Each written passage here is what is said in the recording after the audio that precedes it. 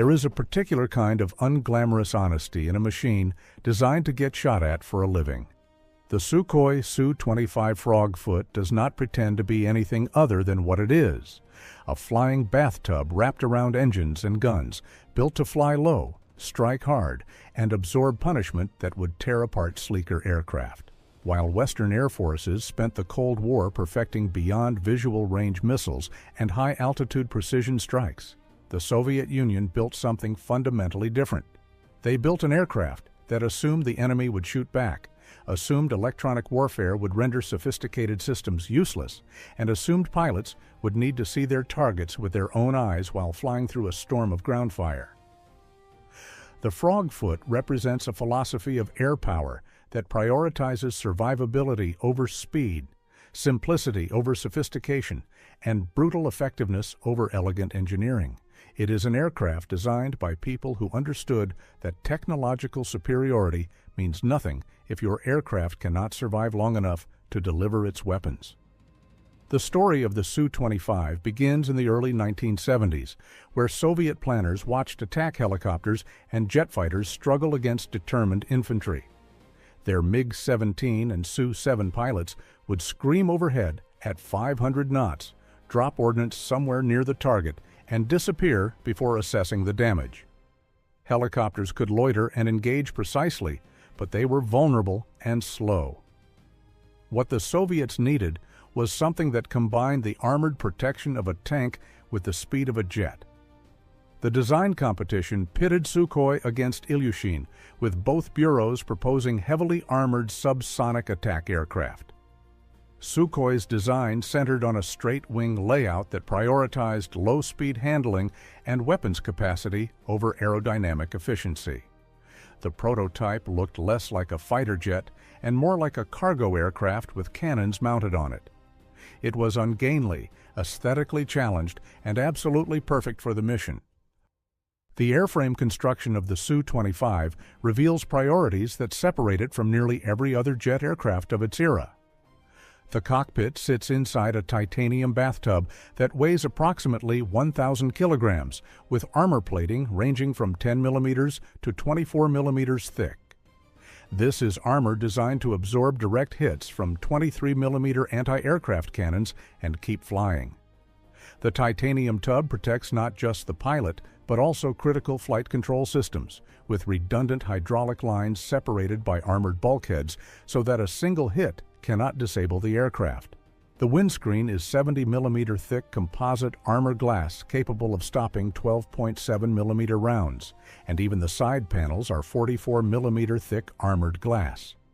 Soviet engineers protected the cockpit like a medieval knight's helmet, heavy and comprehensive. The fuselage uses aluminum alloys and steel, accepting a weight penalty that Western designers would consider unacceptable in exchange for damage tolerance. The Su-25 can sustain hits that would down other aircraft and continue flying through simple redundancy and overbuilding. The wing design reflects a deliberate choice to optimize for low-altitude performance. The straight, high-mounted wing has an area of 33.7 square meters with wing loading of approximately 300 kilograms per square meter at combat weight, giving excellent slow-speed handling but limiting maximum speed to around 950 kilometers per hour. This is not a shortcoming. This is intentional. The Frogfoot was designed to operate at 100 to 200 meters altitude, where its straight wing provides excellent maneuverability. The wing incorporates slats and double-slotted flaps that provide impressive short-field performance, allowing operations from rough forward airstrips. The control surfaces are hydraulically actuated, but can be manually operated if hydraulic systems fail. Another example of design philosophy that assumes damage and plans accordingly. If deep dives into the strategic and technical decisions behind modern fighters interest you, subscribe. There are plenty more aircraft worth examining closely. The power plant selection demonstrates Soviet preference for proven reliability over cutting-edge performance. The aircraft uses two Tumansky R-95SH turbojets, each producing 44.1 kilonewtons of thrust. These are straightforward turbojets derived from engines that powered MiG-21s in the 1960s. The choice was deliberate. Turbojets are simpler, more tolerant of foreign object damage, and easier to maintain than turbofans. They produce more thrust at low altitudes, where the Su-25 operates, and are less likely to flame out when ingesting gun gas or operating in hot, dusty conditions. The engines are mounted high on the fuselage in nacelles that protect them from ground fire and reduce the infrared signature when viewed from below. The air intakes feature deflectors designed to prevent debris ingestion during operations from unprepared airstrips, essential in Afghanistan where dust and stones were constant threats. Each engine is fed by a separate fuel system, and the fuel tanks are protected by polyurethane foam that prevents catastrophic fires if penetrated. The twin-engine configuration provides redundancy that proved its worth in combat. The Su-25 can fly and land on a single engine, and there are documented cases of aircraft returning to base with one engine completely shot away. The fuel capacity of approximately 4,000 liters gives the aircraft a combat radius of around 550 kilometers with a full weapons load, or about 2 hours of loiter time. For a close air support aircraft operating from forward bases, this provides adequate persistence without requiring aerial refueling. The avionics suite of the Su-25 reflects a design philosophy that distrusts technology and trusts pilot skill. The baseline aircraft that entered service in the early 1980s had navigation equipment that would have seemed dated in the 1970s, a gyroscopic artificial horizon, radio compass, and radar altimeter. There was no sophisticated heads-up display, no flight management computer, no terrain-following radar. The weapons delivery system consisted of an ASP-17 optical gun sight, essentially a mechanical computing gun sight requiring the pilot to estimate range and release weapons based on experience. This seems primitive until you consider the environment. Close air support in Soviet doctrine meant flying low enough that terrain-following radar was unnecessary. It meant operating in electromagnetic warfare environments where sophisticated systems would be jammed. It meant delivering weapons from ranges measured in hundreds of meters, where the Mark I eyeball remains the most reliable sensor. The weapons capability of the Frogfoot reveals brutal purpose. The fuselage-mounted GH-32 500 twin-barrel 30mm cannon fires up to 3,000 rounds per minute, with 250 rounds carried internally. This is a weapon for destroying armored vehicles, fortifications, and helicopters. The aircraft has 10 hardpoints capable of carrying up to 4,400 kilograms of ordnance, although typical combat loads ranged from 2,000 to 3,000 kilograms. The Su-25 can carry virtually every type of unguided weapon in the Soviet arsenal: high-explosive bombs, cluster munitions, napalm tanks, rocket pods with 57mm or 80mm unguided rockets, and gun pods for additional firepower. Later variants added guided weapons, including laser-guided bombs and anti-tank missiles, but the basic Su-25 was designed around visual aiming at close range. The rocket pods became the weapon of choice for Su-25 pilots in combat. The B-8M20 tube rocket pod fires 80mm S-8 rockets with high-explosive, fragmentation, or penetrator warheads. A single Su-25 could carry up to 240 rockets, and the sight of a Frogfoot ripple-firing rockets was reportedly terrifying from the receiving end. The rockets are not precision weapons. Dispersion can be measured in tens of meters. But for suppressing enemy positions or destroying soft targets, they proved devastatingly effective. The weapons mix reflects Soviet tactical doctrine: saturate the target area with overwhelming firepower and rely on volume of fire to achieve effects rather than precision guidance. The landing gear design demonstrates rugged simplicity. The gear is robust enough to handle operations from damaged runways, grass strips, and compacted dirt fields. The main gear uses low-pressure tires that distribute weight and reduce ground pressure, essential for operations from soft surfaces. Soviet war plans assumed NATO would target airfields early, forcing attack aircraft to operate from highways, farm fields, and any flat surface long enough to get a jet airborne. The Su-25 was designed to operate from these improvised strips, and the landing gear had to be robust enough to handle the abuse while being simple enough for conscript mechanics to maintain with basic tools. The flight characteristics of the Su-25 earn respect from pilots who have flown it. The aircraft is stable, predictable, and honest. It does not have the power for impressive vertical maneuvers or wing loading for high G turns, but it handles smoothly throughout its flight envelope.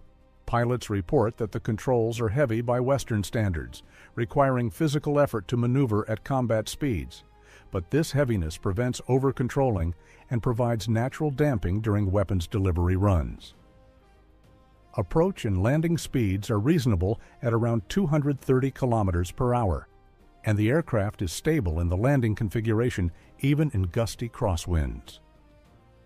Visibility from the cockpit is excellent forward and to the sides, adequate downward, and poor to the rear, which is acceptable for an attack aircraft that should not be looking behind it during a gun run anyway. The survivability features extend far beyond the armored cockpit.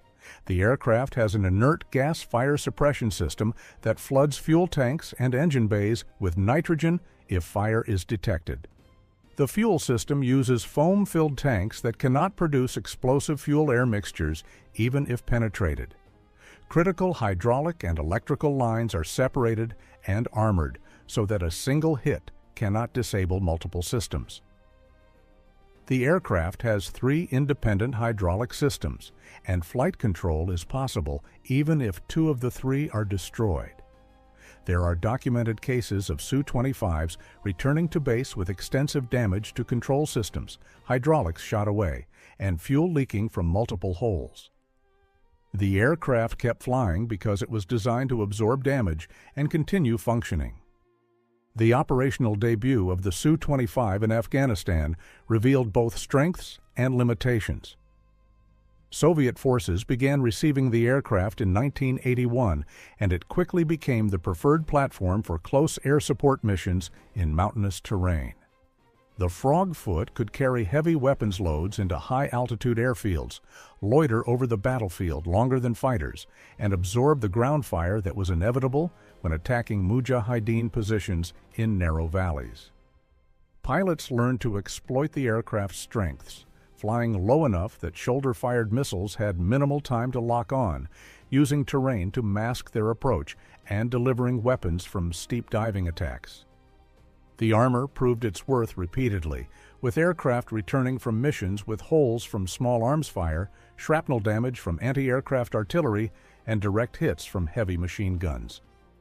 However, Afghanistan also exposed the Frogfoot's limits when facing determined air defense. The Mujahideen received Stinger shoulder-fired surface-to-air missiles in 1986, and the tactical situation changed overnight. Soviet Su-25 units adapted by flying higher, using flares and chaff more aggressively, and modifying tactics to reduce exposure time. The loss rate increased but remained sustainable, and the aircraft continued to prove more survivable than faster, lighter attack aircraft. The combat experience validated the fundamental design philosophy. The Frogfoot was not invulnerable, but it was tough enough to complete missions and bring pilots home. Given its combat record and the costs involved, was this strategic bet justified? The Soviets built a slow, heavily armored aircraft in an era when Western air forces emphasized speed and technology. Knowing what you now know about its performance in Afghanistan and later conflicts, do you think the Soviet approach was vindicated, or should they have invested in more sophisticated platforms? Let me know what you think in the comments. The comparison between the Su-25 and its Western counterpart, the Fairchild A-10 Thunderbolt II, reveals parallel evolution towards similar solutions. Both aircraft emerged from similar requirements: survive in hostile air defense environments, deliver heavy weapons loads, and provide effective close air support. The A-10 is larger and carries more weapons, making it better suited for extended loitering. The Su-25 is smaller, more agile at low speeds, and better suited for operations from austere airfields. Both aircraft use titanium armor around the cockpit, redundant flight control systems, and separated engines to enhance survivability. The key difference lies in operational doctrine. The A-10 was designed to operate with extensive support infrastructure and sophisticated air defenses protecting friendly forces. The Su-25 was designed to operate with minimal support infrastructure in contested airspace, with the assumption that sophisticated systems would be degraded by jamming or broken by hard use. The Frogfoot's export success and operational longevity speak to the soundness of its fundamental design. Beyond Soviet and Russian air forces, the aircraft serves with approximately 15 countries and has seen combat in conflicts ranging from the Iran-Iraq War to the Syrian Civil War. Iraqi and Iranian Su-25s flew ground attack missions on opposite sides of the same conflict. The aircraft saw extensive service in African conflicts, particularly in Ethiopia and Angola, where its ability to operate from rough airstrips and survive battle damage proved more valuable than sophisticated avionics. More recently, Russian Su-25s have been active in both Chechnya and Syria, continuing to provide close air support despite being designed nearly 50 years ago. The modernization efforts applied to the Su-25 reveal which aspects can be improved and which are fundamental limitations. The Su-25T variant introduced upgraded avionics, including a ballistic computer, laser rangefinder, and improved navigation systems, transforming weapons delivery accuracy. The Su-25TM added compatibility with guided weapons, including laser-guided bombs and anti-tank missiles. The Su-25 SM-39, the most recent upgrade, incorporates modern glass cockpit displays, satellite navigation, and sophisticated targeting pods that enable precision weapons delivery from standoff ranges. These upgrades address the aircraft's most significant limitation, its original lack of precision attack capability. However, certain limitations cannot be upgraded away. The aircraft will never be fast. Its straight wing and subsonic engines limit it to speeds well below modern fighters. It will never have long range. The internal fuel capacity and inefficient engines limit radius of action. It will never be truly effective in contested airspace against modern surface-to-air missile systems. No amount of armor will protect against proximity-fused missiles with sophisticated guidance systems. The question of whether the Su-25 remains relevant in contemporary warfare depends heavily on the nature of the conflict. Against a peer adversary with integrated air defenses, modern fighters, and sophisticated electronic warfare capabilities, the Frogfoot would be dangerously vulnerable. Its lack of speed prevents rapid egress from threatened areas, its limited countermeasures cannot defeat modern missiles, and its lack of stealth makes it easily detectable. However, in asymmetric conflicts against insurgent forces or adversaries without sophisticated air defenses, the Su-25 remains devastatingly effective.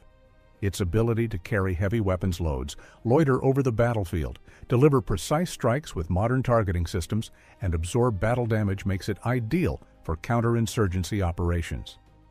The low operating costs compared to modern multi-role fighters make it economically sustainable for extended campaigns.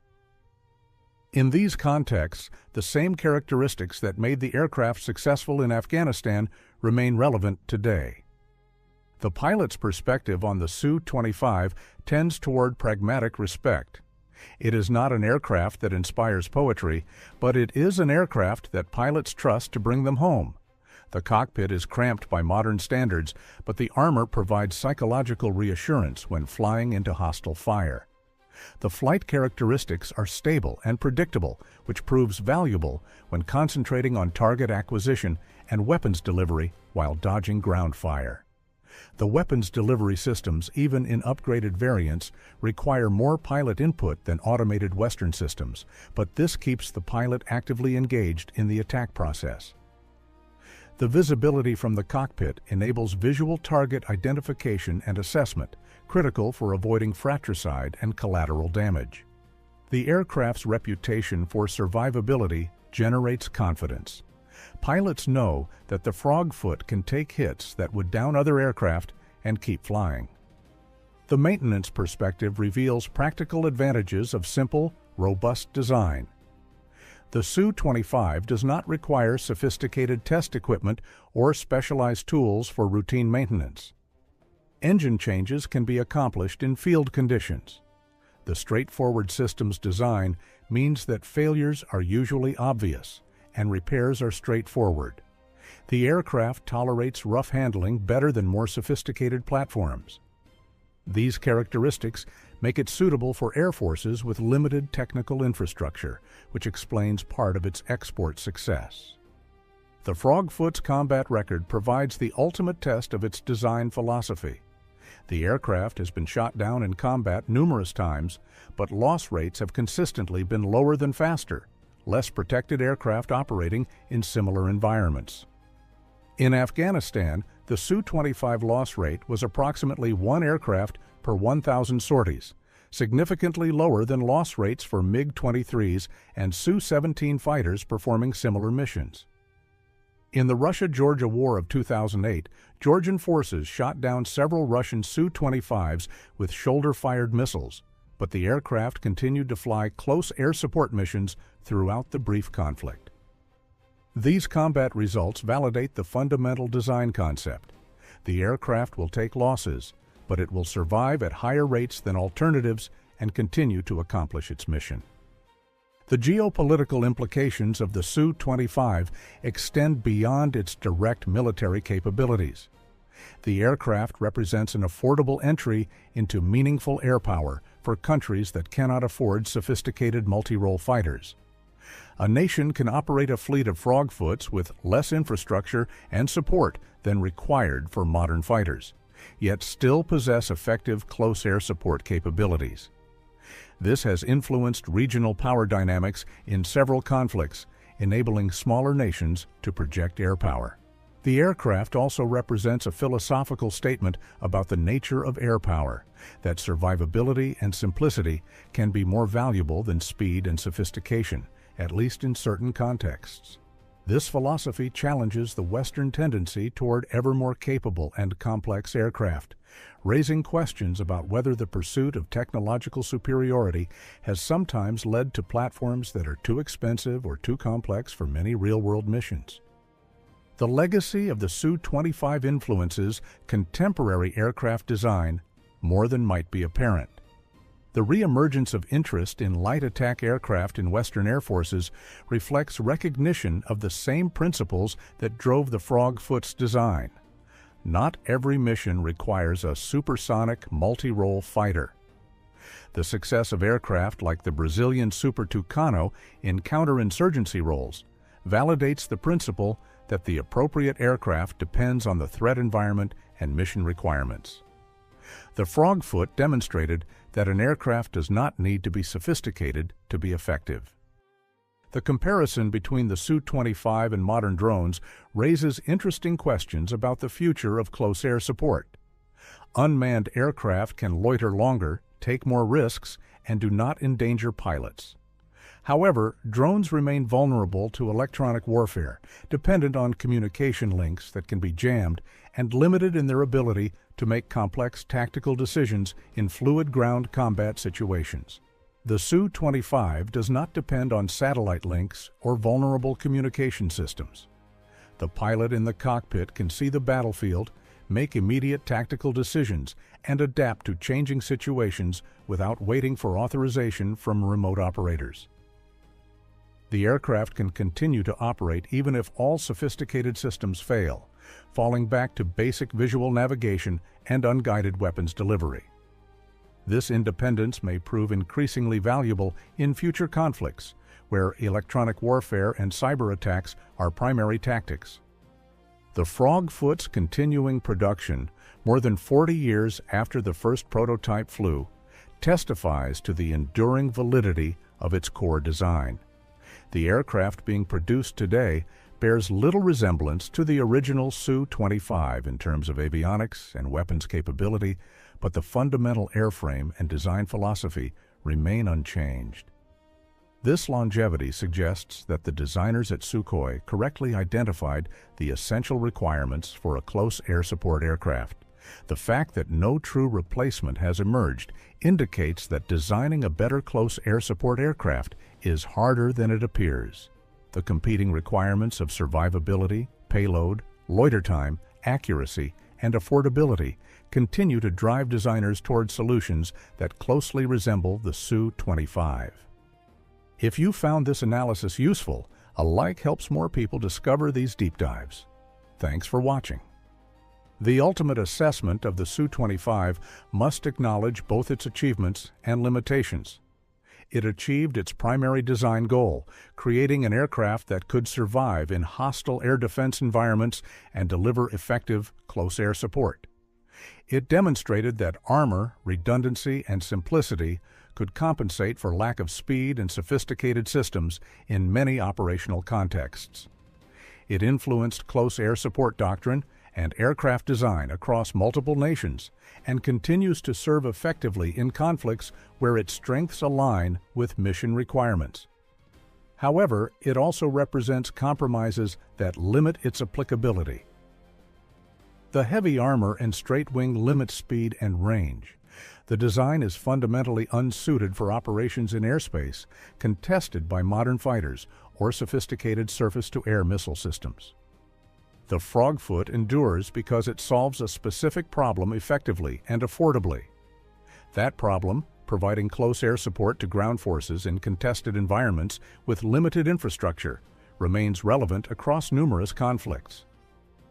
The aircraft may not be glamorous, fast, or sophisticated, but it accomplishes its mission and brings pilots home, and those fundamental virtues ensure its continued relevance despite the passage of decades.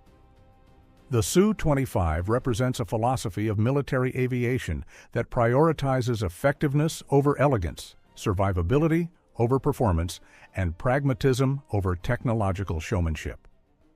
Whether that philosophy is correct depends on context, but the aircraft's long service and combat success suggests that sometimes the unglamorous answer is the right answer.